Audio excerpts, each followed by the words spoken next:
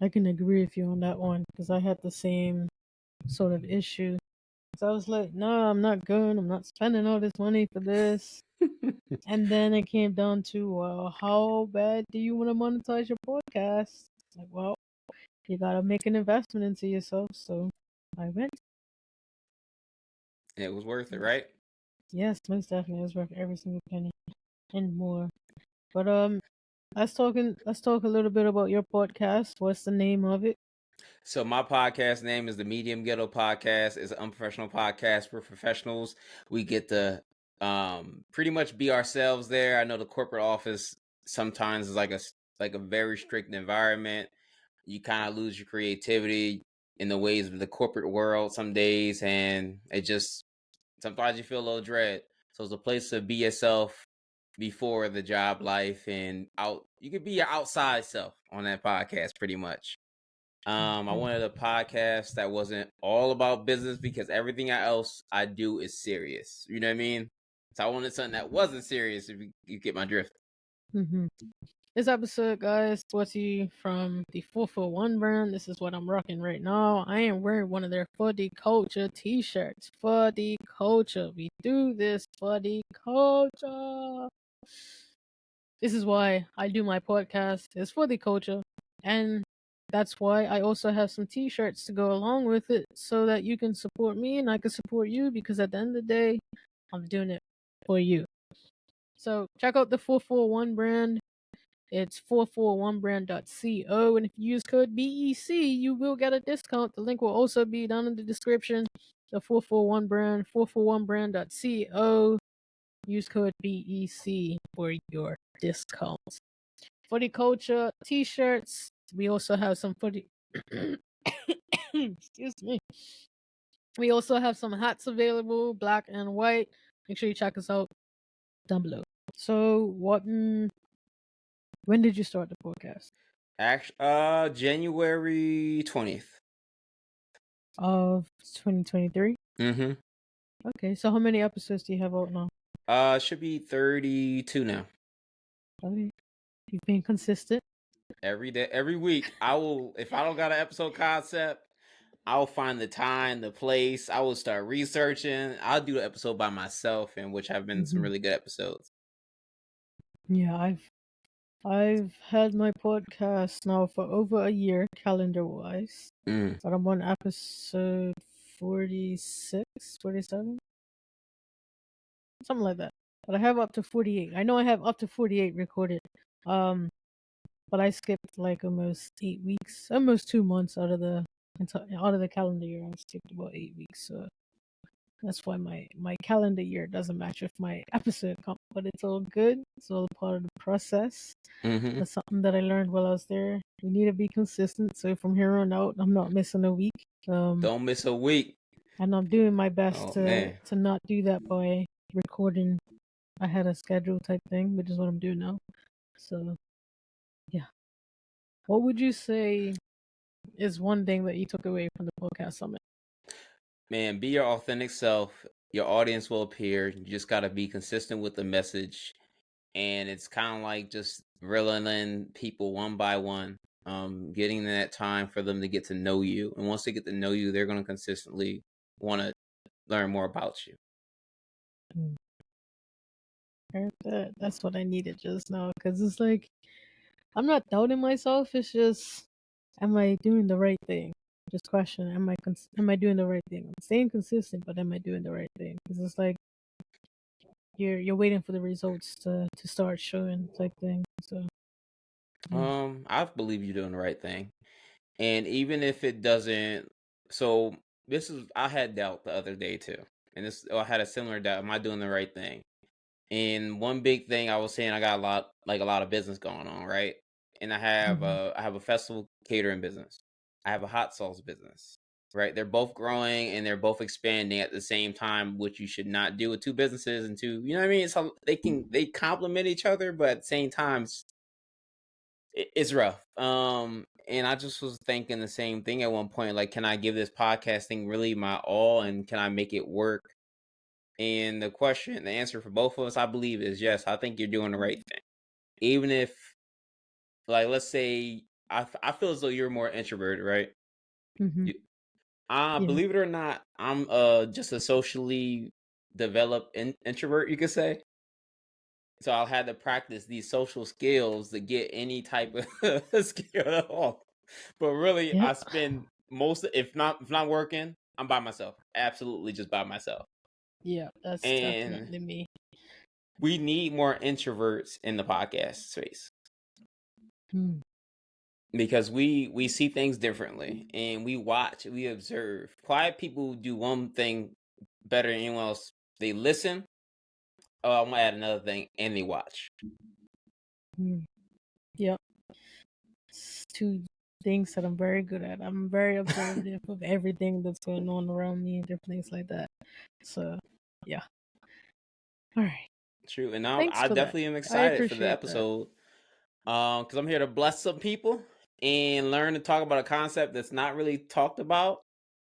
And whoever's going to be listening to this episode is going to be like, why didn't I think about that easy way to make money? And that's how I want to, bless the show. Because I love business. And honestly, I wanted a business podcast at first, but Mm-hmm. I wanted something fun too. It would have been like a ghetto So, business podcast. You'd be like, damn, this get a is. business podcast. So you thought that was going to work? So, what are you going to bless us with today? Tell me. All right, so today I am going to actually talk about festival catering, how simple it can be, um, how to pretty much open it up, how to start it. So it's going to be pretty much the food tent business. You ever heard of like a food tent? Yes. So you know the difference between like a food tent versus a food truck? I'm assuming one's in a truck, one's not. Exactly, it's that simple. So you pretty much got your whole kitchen underneath a tent. But a lot of people don't know this. It costs like a lot less to have a food truck business.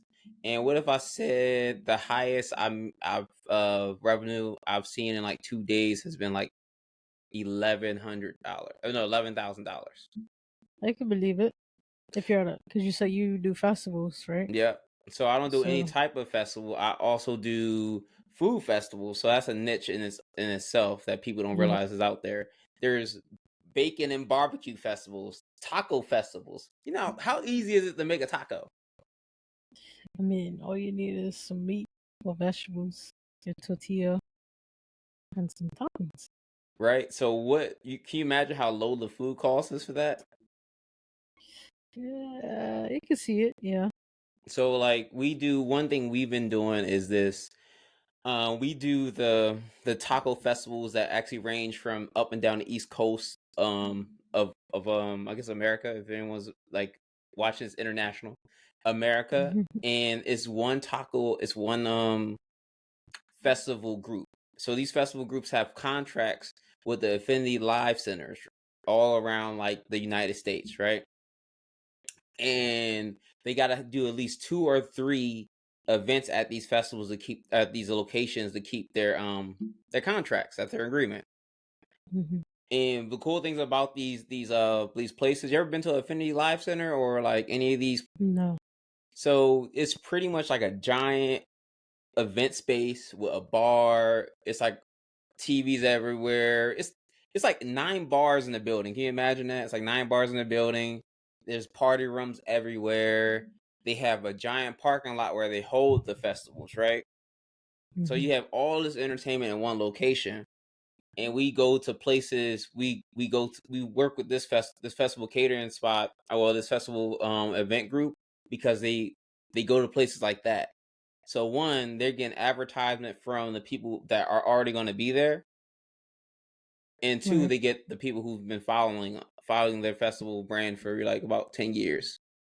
Okay. And the cool thing about going to food festivals for us is, what are you expecting to do when you go to food festivals? So food. Oh, I mean, as a guest. Oh, I'm gonna try as much as I can. Exactly. So you're already going to expect to try everything at least once, right? Yeah. So what we seen was, let's say each festival is about 10,000 people. Mm-hmm.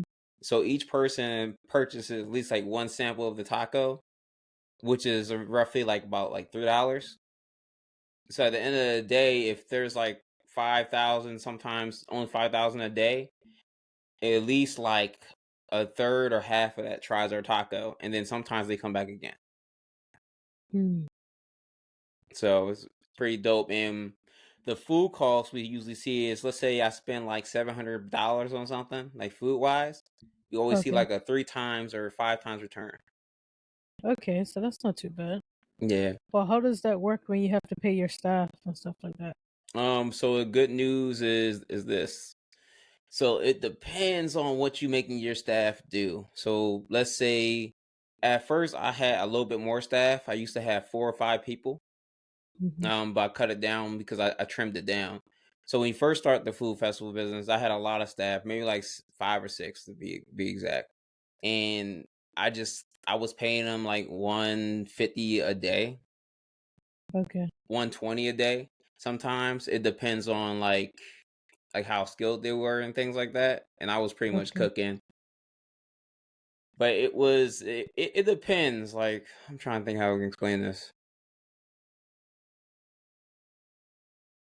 Well, how do you do your staffing now? So this is how I do my staff, and it's only 3 of us, so we halved it. And the reason why it's only 3 of us is because we have someone who cooks, and we have like containers and things that keep the food warm. So we no Hmm. longer need someone who needs to cook every time. So the chef, after he cooks and he puts the food in the warmers, he can assist on the other jobs as well. Then we got the Okay. taco assembler who actually has a bunch of chafing pans, about like 3 or 5 or Hmm. whatever, and they create the tacos before they purchase it because you're only allowed to have like 3 tacos. So you're not making a bunch of like different types of tacos. You only choose the 3, right? Mm. So we're pre-making them. And then Right. we have the person who's getting asking to put the tickets in the box. So they usually do tickets at these festivals. So they purchase a bunch of tickets, and each ticket you give in is worth a certain amount, and the festival pay you out at the end of the day. Okay. Yeah. So we go from the stove. The stove drops the food in the chafing pans or the extra food they cook in the steamer. I usually do the taco prep. Then then the person gets the order. They just put the sauce on it and they give the taco. Okay. So, what type of tacos do you make? So we either do. So this time I can say the Philly one. We're gonna be doing a jerk shrimp taco. We're gonna be Okay. doing chicken fajita taco, and we're gonna be doing what is a ground lamb, a blackened lamb taco. The Okay. cool thing about the jerk shrimp taco, my homie Justin, he's a cook at a restaurant. So the more we started working, the more better talent we found. Okay. So that's So good. like at first I was cooking and then planning and just getting everything ready. So like a lot of people think you just pop up at a festival and you magically just go do one, right? It takes weeks of like making sure the health department knows what's going on, making sure you have like the right equipment, making sure all those things. You know what I mean? Right. I had the So, I'm at this point I'm just an administrator in the business because someone cooks and someone pretty much does like the cash handling, if you could say. okay. So, I don't think we caught this. So, what's the name of your Oh your yeah. food tent So business situation? my hot sauce brand is Lost in the Sauce, and the Yes. food tent is Lost in the Sauce Street Foods. Closeness street foods. Okay. So, let's just backtrack a bit. Where did Lost in the Sauce come from? Actually, it was pretty much a diss on me because like a let's say a person I used to date, family members like, yo, bro is always like daydreaming. You know what I mean? Like they're like having a blast, and I'm just like being antisocial in the corner, just like, dang, I gotta figure this out. And in my mind, I always had to figure it out. And Right. then I made the sauce myself, and he tried it. He was like, yo, bro, you definitely like, you got a thing here. And I know I'll be calling you Lost in the Sauce, so what's up? That's a good deal. So he helped me Mm. with the name, and I'm grateful, but it was a little bit of a diss, you know what I'm saying? But I took I guess It turned out into a blessing, so it's all good. yeah, it's been good. I've been featured in Good Morning Philly. We had a whole segment for our hot sauce. Okay. Different hospitals have actually hired us.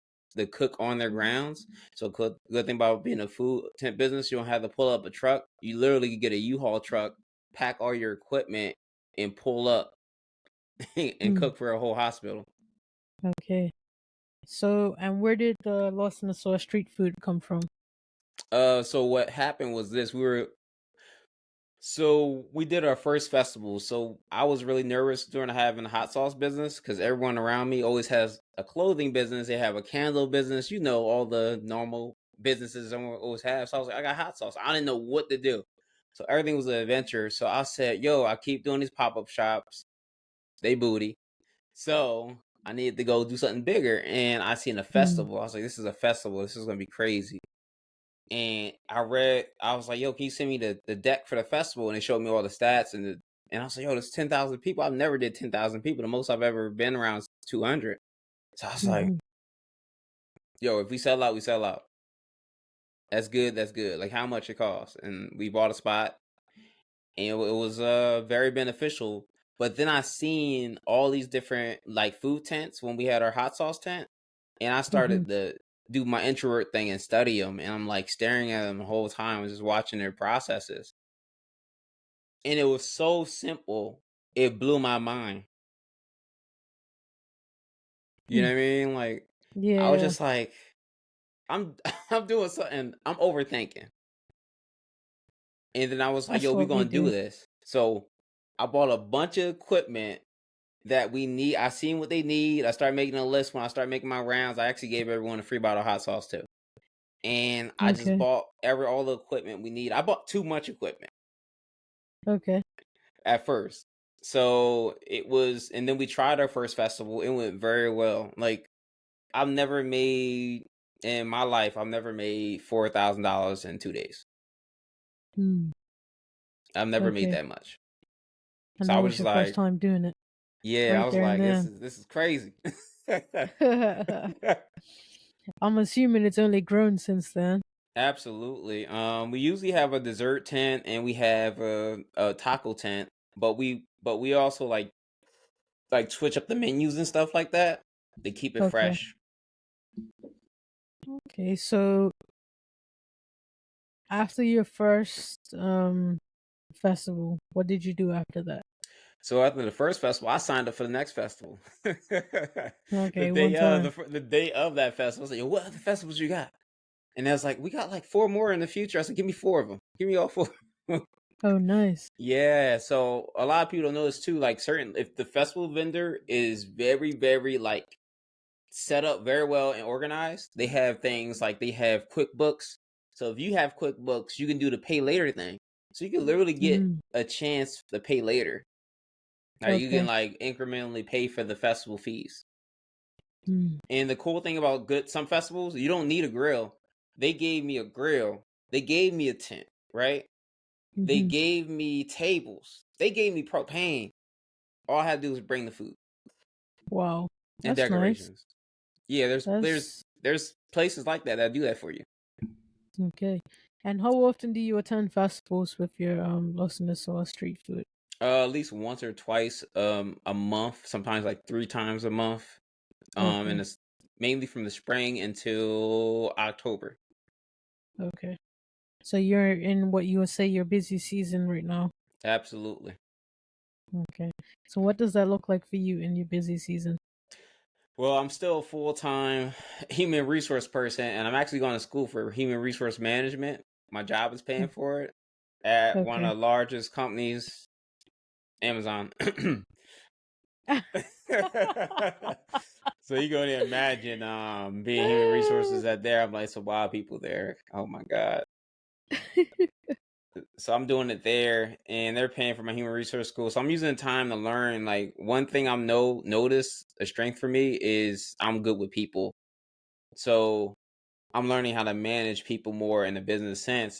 That's the only reason I'm sticking there. But how it looks for me, let's say the start of this week, for example, 2 weeks I just stopped the Ocean City, Maryland Taco Fest.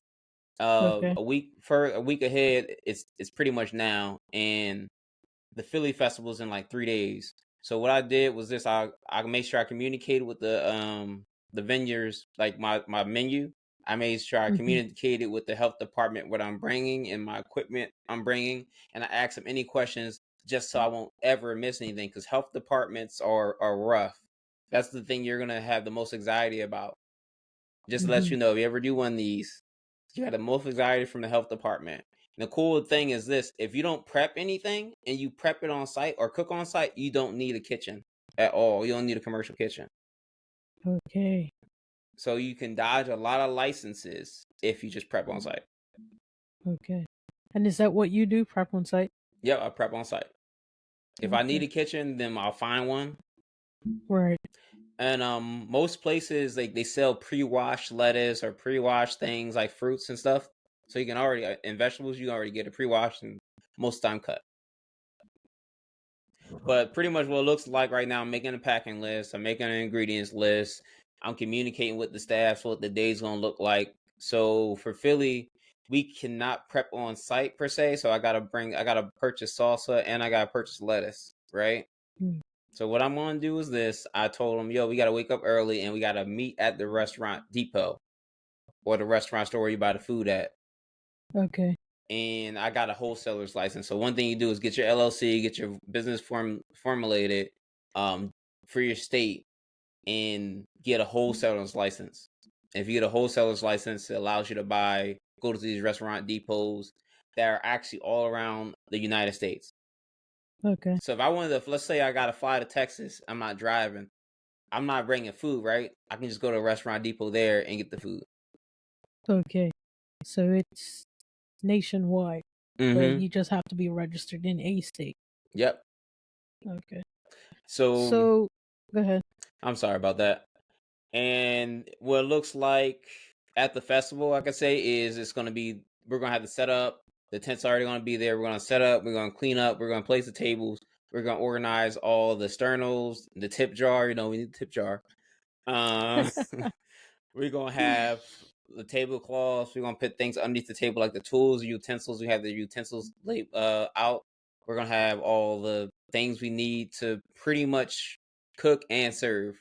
And it just got to be like clean. You got to look clean. You got to have a beard net, of course, if you got a beard or a hair net. If you got some hair. Some hair. Some hair. I love it. Okay, so do you use your hot sauce at each event that you go to? Do you offer it? I offer it. And do you sell it like in the bottles or just use it as a topping? I do both. So I have a hot sauce table and then I have a food booth. So I have 2 tables there. So I got a group of people. At each event you do 2. Yep. Okay. Sometimes 3. That makes sense. But I have like one person serving hot sauce, trying all the flavors. And sometimes the festival people, they actually purchase hot sauce for me. So another thing, if you have a food product, right, you got to make that at a commercial kitchen, or you can get an agricultural license. An agricultural license supersedes pretty much anything in manufacturing when it comes to, producing like food product, right? So I got I got like the whole agricultural license coming up right now. I just do the commercial kitchen for now. But when I get that, it's gonna allow me to be in Targets and Wegmans and larger grocery stores and all that good stuff. But right now they try the hot sauce. The festival people love the hot sauce so much that they usually buy about like 1,000 to 2,000 sample bottles from me, and they actually place it in the bags for the hot sauce festival, for the taco festival. Okay, so it's in like the goodie bags, basically. So you can set up deals like that. And let's say you remember I talked about festival fees. If I make the hot sauce for them, they literally was like, "Yo, for how much you give me a hot sauce, we'll waive your fees." So at one point, I had like 6 events waived for fees. So do you find the waiving the fees to be more beneficial than you paying to be there and then paying for the hot sauce? I feel like it's more beneficial because it also pays for marketing, and they give me a sponsor spot. So it says Taco Festival sponsored by Lawson and Sauce. Okay, so it's more beneficial for them to waive the fees than you. That's interesting. So how do you negotiate that, or do you negotiate that? So I think this is my gift. These are very intelligent people, and sometimes when people are really smart, you assume they might try to take advantage of you.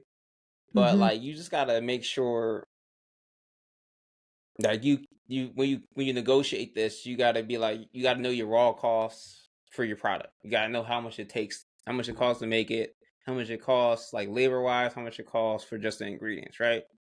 So they Right. won't get duped. So let's say a sample bottle is like 20 cents to fill up a 1 ounce or 2 ounce sample bottle. So they ask for, pretty much they buy it for like $1.25 or $1.50 each. Okay. But like what you want to do is you don't want to let them know how much it costs to make it. Yeah. Because then that will probably ruin it, to be honest. But like it's you build the value when you're creative, you choose the value. So that's what I do. I choose the value and I give them a number. I literally send them the invoice. I don't they like I was like, I'd be like, how many sample bags you giving out? They'd be like, we're gonna need 3,000. We're doing 3,000 sample bags. I was like, bet. Well, this is how much 3,000 bottles is gonna cost.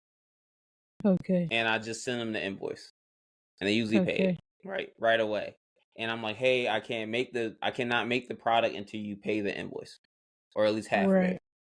And I need you to purchase it at least 2 or 3 months prior to the festival. Yeah. Okay. So, and is it the same way when it comes to waiving the fees? You have to make that contract signed before 2 to 3 months in advance prior to the event. So we have a bartering contract they send me. Say that one more time. It's a bartering contract. So instead of saying money on it, it says how much hot sauce you have to give them. So it's like for XYZ. Yeah. Okay. And how do you make the hot sauce? So I don't know if I can tell all my secrets here. So a lot of people don't know is like, you gotta learn how to do canning and food processing. I used to be in manufacturing, and I'm a biology nerd, so it helped me a lot in my life. I didn't know biology in high school actually would help me. But so certain things, let's say if things are very acidic and it's like under like a 4, I think, in pH, or around like a 3 point, something like that. I gotta check my numbers, but bacteria will not grow. Okay. So you gotta learn how to make acidic food. So acidic food is things with long shelf lives. My hot sauce is pretty much like a year to a year and a half it lasts. Okay. And I make it fresh. So the process of making hot sauce is this: you get your fresh ingredients. You can either get let's say mashed peppers. You can get like commercial ingredients. Like instead of getting peppers fresh, you can get it mashed. That's a lot easier for measurements. And then you pretty much blend all the ingredients in a giant blender, and then you heat it until most of the water out of it evaporates. You want the water out of it because it lowers the pH. Okay. And when you're boiling it, you want to put vinegar in it, or you want to put something that's going to make it more preserved. So things that preserve food is sugar, which is kind of naturally in the ingredients if it's fruits, because a pepper is actually a fruit. So cool fact, you're drinking hot. They got spicy smoothies out here. And then you want the salt, and then you want the vinegar, and it's going to help lower the pH to a safe level. Okay, and I'm not going to give you my ingredients, but also what I gotta say is add some seasoning. The secret is seasoning. Yes, that's the seasoning to all hot sauce, because if it doesn't taste nice, they're not going to go back for it. Yeah. So how long have you had the hot sauce business? Since 2016. I was just playing around with it. I'm still getting out of playing around with it, and this is what I mean. I made the hot sauce for me because I was doing the keto diet, and I bought the work, and then people were like, yo, what's this in this bottle? And they tried it at work, and I was like, you got any more? This is delicious. Because I put all the love and flavor and like different kinds of vegetables in it. And it was like, yo, you got like more of this? I was like, yeah. And I was like, how much you got more? I said, I got like 3. I had 3 cases, right, at the house. I was like, all right, bet. And I was like, how much I want to give me? So I didn't even have a price. Okay. And they was like, we'll give you $12. So I said, why is it? So it's a fly here. But so they gave me they pretty much like sold me out. Like, what is that? I made like over like $300 in like a less than an hour. Okay. And that See, made me realize. I have a coworker that likes to make hot sauce. I've been telling him for like the past 3 years, bro. You know you can make money doing this. I know you do it as a hobby, but you don't have to still be here with us. You can literally go and sell your hot sauces because everyone, like, he makes them for everyone too, like all our coworkers and whatnot, and he does not charge them for a thing. I'm just like, bro. You could make some. I I'm like, said, bro, buy your land, put your greenhouse on your land, and you bottle it and everything here, because he likes to grow his own peppers and stuff like that. I'm like, just do this, this, and this, and just set. yo, he got a green That's thumb not too. what he That's what does. you really want. That's what he enjoys doing. So I'm like, okay, buy your land. Okay, now you can do your gardening, and then you can also have your hot sauce to pay for your land and for your life. I think You isn't know. like, do you have tax like benefits of having like a farm? Say that one more time. Are there tax benefits for farming where you're at? I doubt it. I don't know. I honestly don't know. They I'll be don't. interested. I feel like my island can do a lot more when it comes to farming. Um, as in buying all the products that the farms produce prior to importing, if that makes sense. I feel like that's what we should be able to do because we have all these small farms, but why is majority of our stuff imported? I understand that our farms can't sustain the whole 60,000 population, but they could probably sustain half of the population. You know what I mean? Mm-hmm. So the only way you get the local stuff in the grocery stores is if the farmers go directly to the grocery stores and ask them for a contract. But I just feel like it should be government mandated that you use them prior to going away. But I think it would be better for I'm business. just one person, so It's a great idea. I mean, it's the way to keep things local. They want to say shop local. Well, but you don't put local things in our stores, so why should we shop local? That's the rebel in me, I suppose. But I know, like, I like that. I love that thought process. So a lot of people, we see that around here, even in like the metropolitan area of Philly. If you have a local product, people will buy from you just because you're local. Like, businesses are looking. I have a business card right in my wallet right now from a newspaper, from a news company. They're looking for stories like that. Like, local person does this and this and this. That's another get thing, right? So that's how I got like some sponsorships with the hot sauce. Is okay, like I found people who wanted your story. So that's what I learned like yeah, last year. Your story is what they want. They don't really, the hot sauce is great and all, but the story of the hot sauce is what people are really trying to find. yeah. They say your story sells more than anything, any product. Yep. Yes, didn't I think they said that at the summit? Yeah. I think that's where I got that from. They said, it doesn't matter what your podcast is about. If you have a story that you can tell, people will listen. I think that's what they said, something along those lines. So yeah, having a story definitely changes the game and helps you grow as well, because people will tell your story for you. Exactly. They're looking for the Yes. inspiration. You're gonna be the reason why someone didn't quit something. Yeah, that is true. I believe that. Yeah, Me like, too. listen, if your friend don't want the recipe, I'm a businessman. I buy recipes. I remember I was so my sister makes really great cheesecake, right? And I'm like, she makes all the recipes are her recipes. These cheesecakes are phenomenal. Everything from like banana pudding cheesecakes to like all types of apple pie cheesecakes, everything. And I'm like, give me your recipes. I'll make a book. I'll cut you in 10%. 10% Did is she really do it? bad, but like, no, It is. she made her start thinking like, yo, this man, he sees something I don't see. And I'm Yeah. like, I would buy the recipes from her. And I'm like, yo, I just need you to make the cheesecakes for me. And then I'm gonna just take pictures. I'll cut you in more if you make it, and I'll get the pictures done. Right. That's I mean, that's one way to look at business, just everything in life can be a business if you really want it to be. That's the Yep. way that I see it, at least. But So, what was the question? I don't remember. I I could tell you a truly little don't bit more remember. about like how people can get into the food, the process of getting more into the food tent business, and why I actually believe it's a better start than starting with a food truck or a restaurant at this point. Okay, go Restaurants for it. All right, so restaurants can definitely be supplemental, because you literally can do you when you got a restaurant's license, you can pretty much sell your. Let's say you make salsa, right? You can sell your salsa Mm-hmm. to like the different like grocery stores around if you got a restaurant, by the way. But you gotta make sure you have the shelf for life and things like that too. Yeah. But let's start with the food tent business. This is why I believe it's a better thing. So can you imagine? Guess how much my startup cost was for my food tent business? I'm gonna say maybe 500 to 1,000. That's close. I paid like 1,200 only because I was stupid and I bought a bunch of stuff I didn't need.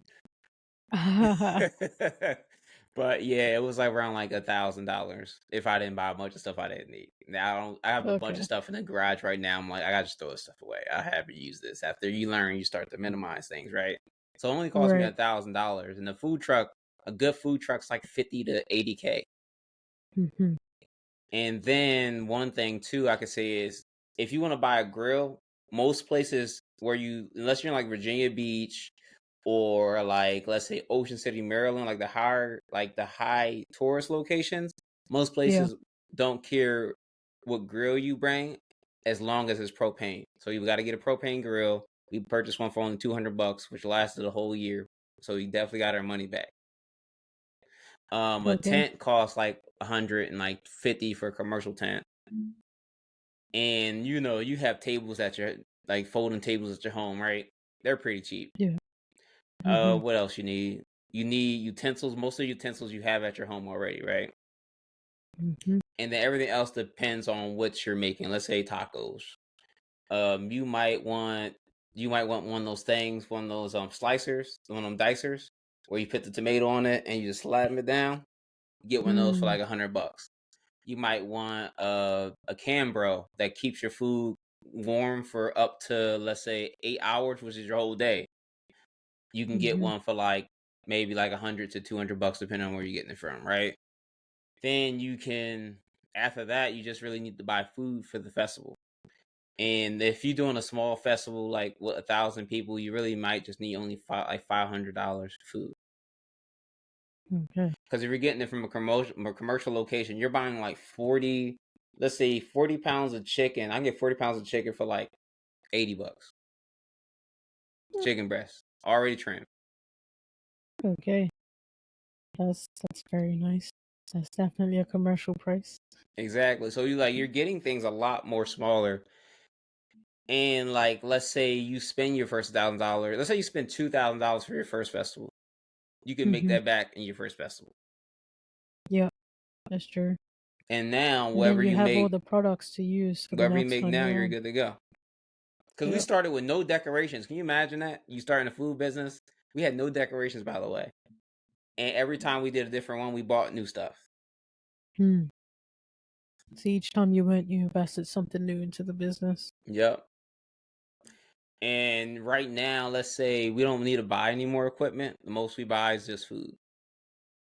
And the Okay. food we buy, let's say last time, it was high prices because we had to buy from a place that delivered to the site. It was like $1,200, but we made like let's say about 5,500 from $1,200. Okay, so that's not too bad. Mm-hmm. You have the ROI on there.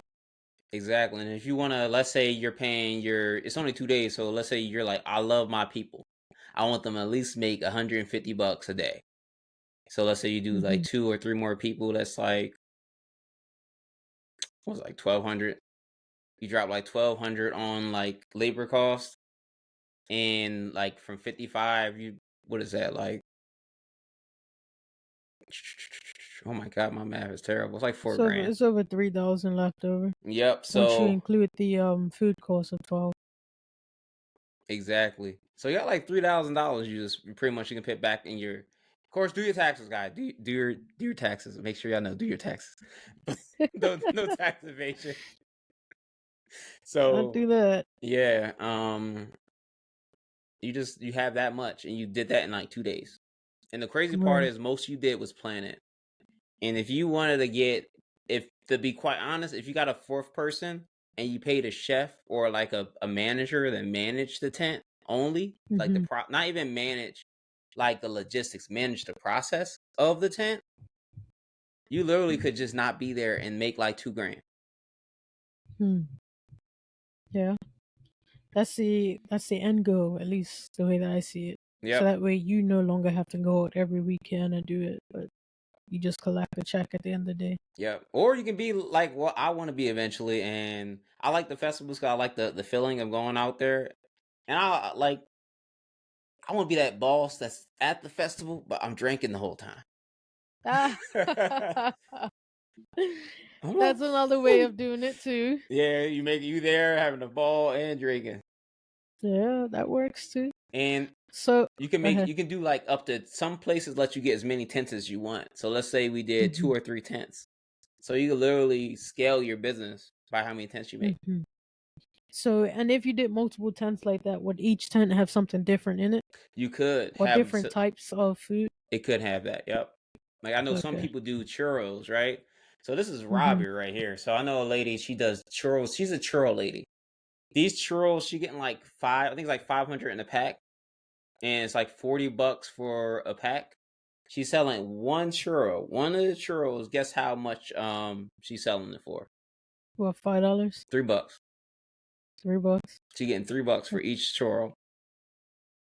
And she spent $40 on 500. Mm-hmm. Genius. Genius. So it's like when you go to a festival, you're not expecting. The good thing about festivals is you ain't gotta be Chef Boy RD. You ain't gotta be Gordon Ramsay. You just gotta make food that is appetizing enough that people want to keep coming back. Because people don't like. I won't lie. People don't season their food there. We have people that we season our food. That's our trick. Okay. I mean, you're also melanated, so it's expected of you to have seasoning. Just saying. Yeah, man. I'll be like, yo, they'd be like, why is your food better? They'd be having the same product, like the same meat, and it'd be like, damn, they just didn't season it. Yeah, they just sometimes people just don't know, you know.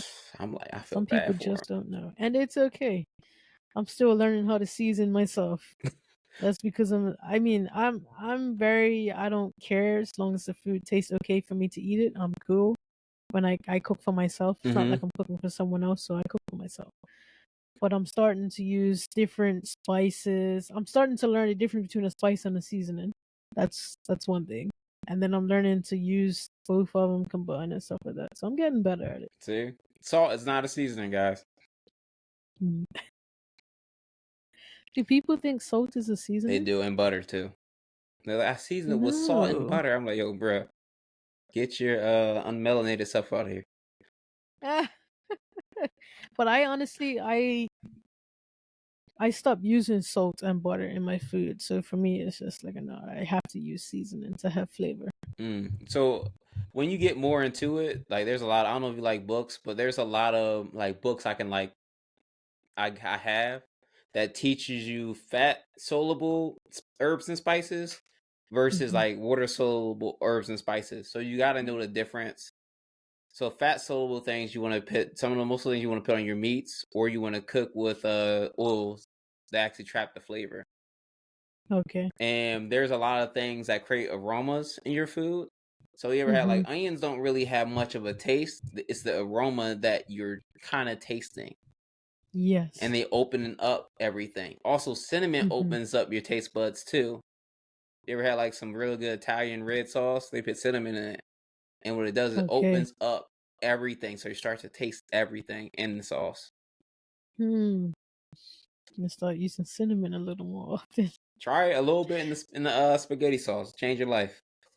Okay. But like, thank you for that tip. Back to like the food festival things. Like that's why it's a little bit, in my opinion, it's a better start than a food truck.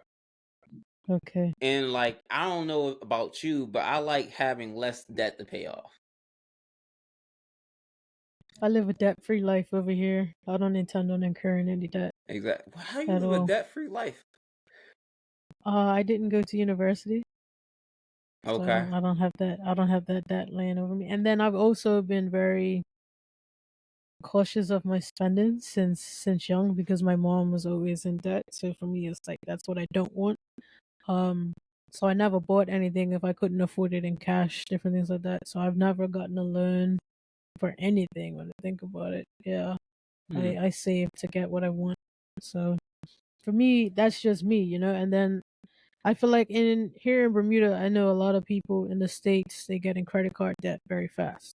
In Bermuda, they don't tell us about credit cards, or if they do, it's when you're already established as an adult. So it's not like you're getting it right at 18, like it would be somewhere else in the world. So Yo, you get credit yeah. card debt like off the back in America. You like, oh, you give me money I ain't earned yet, and then you start spending. I can pay it back later.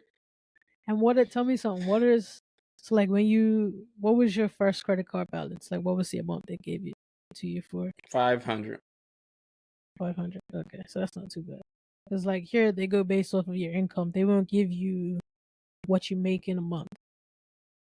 So say if you make $5,000 in a month, they won't give you a credit card for $5,000. They'll give it to you for like 3. I think that's the smartest way ever. I think that's a great idea. Yeah, They really they need to don't. do that because like people are living under the means. Like in America, we believe in debt. We love good old debt. Yeah, not me. No thanks. No, it's not. Not It's about not that good life. being debt and like I think I will only go into debt for like investments. I can see So that. then it Like wouldn't really be debt, right? It'll be good debt. So it'll be like you kind of like flipping it though. Like is it short term or long term investments? um it depends. I haven't decided yet, but for most part it'll probably be long-term investments in real estate, stuff like that. Mm-hmm. But that comes with the real estate game. But otherwise, nah, I don't have any debt. I I'm think thankful. so. I started my business with bad credit because I was divorced at one time. So Mm-hmm. I actually started a One business in the time. worst time of your life. Can you imagine that? Mm. So pretty much what I did was I purchased a new car because I was leaving everything there. I had to find a new home, and at one point I was so dead broke that my budget was negative. What was it? I was in college too. My budget was negative $600. Wow. So you start off the month broke as hell. You have negative You 600. start off the Wow. month, so I had to do Lyft and Uber just to eat, and I was like living off of trail mix from Wawa gas stations. Hmm. And how long did that last for? About a year and a half. But what was cool was it taught me a lot about myself and that solitude. You know, crying every night in the car because your wife cheated on you. But Sorry to hear that. let Sorry me to hear that. say it taught me how to like find out what's important and focus on what's important. Like what I was doing, Okay. I was literally going to like the store where I buy all my wholesale stuff, and I was purchasing the ingredients, the hot sauce. I was purchasing one ingredient every month, 1 or 2 ingredients every month, until I actually could make a whole batch. Okay. And then that was catapulted me into doing everything else because it kept creating more and more opportunities. So, like a lot of people think you need to have perfect credit, you gotta do all this to build a business. Sometimes you gotta start small. Yeah. And you're like, yo, what's my story? What's my story? But how are you making your story? Hmm. I like that. How are you making your story? Like the whole time you're like trying to think about your story, but you got to make it. So that was Yeah. my story. And with that created a good resilience. When everyone else was spending, it taught me like how important money really was. Hmm. And So how much it means to keep it. and like also if you are going to spend, I went to so I used my money to go to like a Grant Cardone conference, and I went to like his masterminds for a little bit. And he Mm-hmm. says this: money ain't worth nothing. It's trash. It's garbage. What you use it for is what creates the worth. So let's say you had a bad spending habit, right? So how do you change a bad spending habit? You don't fight it. You learn. You grow. You can actually grow into it. It depends on what you're spending it on. Let's say you have a Right. bad spending habit, but it's on podcast stuff. So every time you got money in your bank account that you look at, you're like, oh man, I want to spend this. Spend it on stuff that you can use to build. Spend it on tools. So when I had a bad Mm-hmm. spending habit, I'd start spending it on tools. And everything I spend it on, I use to this day. Okay. Well, that's good. It's more of a reinvestment situation. Exactly. Sounds like. Just reinvesting into yourself, reinvesting into your business, as everyone should. If you have a business out there and you got like, what am I gonna do with this money? Put it back into your business. Yep. So I was at the Grand Cardone like boot camp, and he was like, "All right, what do poor people do? They just spend money, right? What do the middle class do? They save to spend money. Facts. And what do the wealthy do? Facts. They spend money to make money. Exactly. They spend it to make it. All right, Jeremiah, what is there anything that we haven't discussed that you'd like to discuss? I don't know. Think we covered it all? I think we covered it all. All right. Do you have any questions for me? So, where are you seeing your podcast at the end of this year? Ooh, at the end of this year, I see my podcast having a committed community. When I say committed, I mean people that are not necessarily interacting with every post, but are actively listening to every episode that drops. They're leaving comments. They're showing up to events that are being put on. They're supporting other businesses, different things like that. Other people that have been on the podcast, different things like that. That's what I want by the end of the year. It's not even a money thing at this point. It's more of a community, because I know once I build my community, it's only up from there. And I think that's the number one thing that I'm focusing on for the remainder of this year, is building a community. I can see it happening, because you're going to keep getting more and more good people on here, and they're going to share how they did it, and there's going to be a lot of people who are going to figure out how to do it. Yeah, most definitely. That's the goal. And I can say one more thing before I go. It is this, right? It's more about, so what business is not about what you sell. It's about the system of business you create. So create a system that works for you, not against you. It's not the product we have 100,000 millions of mediocre products on the on the shelves that are outselling you. If you are in a food business, you do not have to sell your product. If you want to talk to a broker, you can get a food broker who sells your food product. There's a million ways to skin a cat or whatever. I don't pour cats. I don't know where that came from, but you can get a co-packer to make your hot sauce for you. There is a way. So if you have a bunch of money to pretty much like create a food product business, I am open to sharing things that help you on your way, because I've had a million mistakes. I'm the most unperfect person I know. I've made a million mistakes, and I could teach you how to save thousands of dollars that I've lost. Okay. So if anyone here who's listening, ask your good old friend right here what my contact information is. I'll be sure to send it to them. Where do you see yourself and your business in 5 years' time? I see my hot sauce business being a global brand. I see my food business being, to be quite honest, I'm going to probably transition to a festival business. So I'm not actually learning. I'm not doing a food tent business because the food tent businesses are amazing. Not just that. I'm actually, every single time I go there, I'm talking to the festival planners to learn how to plan festivals myself. So why sell just from a tent where I can sell the festival and the tent? Okay, so we're gonna be doing your own festival in 5 years' time. And having like more so mobile kitchen lots and festival grounds and just great venue spaces too. And I also, the reason why I grew the podcast is because I wanted to create a marketing arm. So what you want to do is you want to find a way to make your ROI as cheap as possible. So a podcast is a good way for a marketing arm to create an audience where they're looking for that product to be served. Okay. So I'm gonna send you this clip in 5 years' time. So what not advice. What is something that you want to tell yourself 5 years from now? Just don't do it tomorrow. Do it today. You have time tomorrow, You understand you have time tomorrow. I know you probably like you could watch, you could finish your TV show after this. I know you have to make a clips. I know you have a 1 hour video that could probably be 30 clips. Do it tonight when you got some energy. If you need an energy drink, take the energy drink. You're losing. You are literally losing the fun you could have sooner by delaying it. You're delaying your great life. You're gonna have less time to enjoy your amazing life if you don't get your lazy self up and do what you gotta do right now. All right. I love that. I love that. Ooh, that was a good one. What advice would you give to 25-year-old you on what you're doing now? Bro, just listen to you. You have great intuition.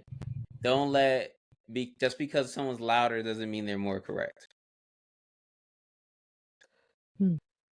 You are watching the world go by. The bold are the people who make it, not the nice.